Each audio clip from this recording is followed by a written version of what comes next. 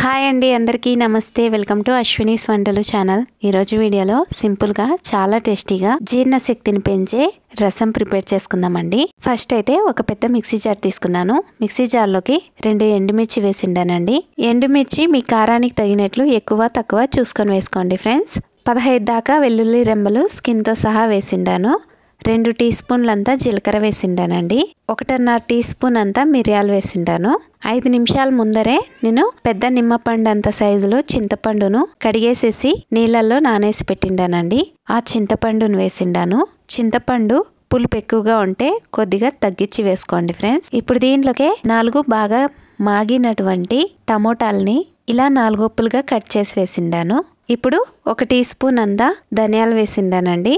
దీంట్లోకి కొద్దిగా నీళ్లు వేసుకొని ఇప్పుడు ఈ మిక్సీ జార్కి మూత పెట్టేసి వీలైనంత నున్నగా మిక్సీ చేసుకుందామండి. వీడియోలో చూడండి ఫ్రెండ్స్, ఇలా నున్నగా మిక్సీ చేసుకొని దీన్ని పక్కన పెట్టేద్దాము. ఇప్పుడు స్టవ్ ఆన్ చేసి స్టవ్ మీద ఒక పెనం పెట్టిండాను. పెనంలోకి 2 టేబుల్ స్పూన్ అంతా నూనె వేసిండానండి. నూనె కొంచెం కాగిన తర్వాత 1 టీ స్పూన్ ఆవాలు వేసిండాను.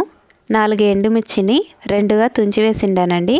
కొద్దిగా కరివేపాకు వేసిండాను. వీటిని 5-6 సెకండ్లు మీడియం ఫ్లేమ్ మీద వేయించుకొని ఇప్పుడు దీంట్లోకి మనం ముందుగా మిక్సీ చేసినటువంటి టమోటా పేస్ట్ ని వేసి ఒకసారి బాగా కలిపేసేసి రుచికి తగినంత సాల్ట్ వేసిండానండి. 1/4 టీ స్పూన్ అంతా పసుపు వేసిండాను.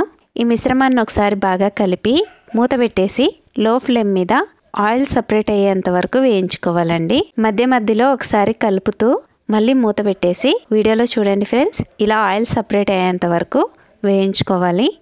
ఇలా వేగిన తర్వాత ఇప్పుడు దీంట్లోకి 1.5 లీటర్ అన్ని నీళ్లు వేసిండానండి.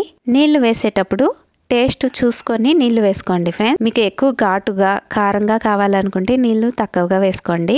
నేను 1.5 లీటర్ అన్ని నీళ్లు వేసిండాను. నీళ్లు వేసిన తర్వాత ఇప్పుడు స్టవ్ ఫ్లేమ్ హైలో పెట్టి ఇది ఒక ఉడికొచ్చేంత వరకు హై ఫ్లేమ్ మీద ఉడికించుకుందామండి. ఇలా ఉడికిన తర్వాత చివరిగా కొత్తిమీరతో గార్నిష్ చేసుకొని స్టవ్ ఆఫ్ చేసి సర్వ్ చేసుకోవడమే. ఈ రసాన్ని వేడివేడి అన్నంతో గానీ సర్వ్ చేసుకొని తింటే చాలా బాగుంటుందండి. అలాగే కూడా తాగొచ్చు, చాలా టేస్టీగా ఉంటుంది. ఇంతేనండి. ఈ వీడియో మీకు నచ్చినట్లయితే లైక్ చేయండి. ఇలాంటి మరెన్నో వీడియోస్ కోసం ప్లీజ్ నా ఛానల్ని సబ్స్క్రైబ్ చేసుకోండి. మళ్ళీ వచ్చే వీడియోలో కలుద్దాం. అంతవరకు bye, take care, thanks for watching.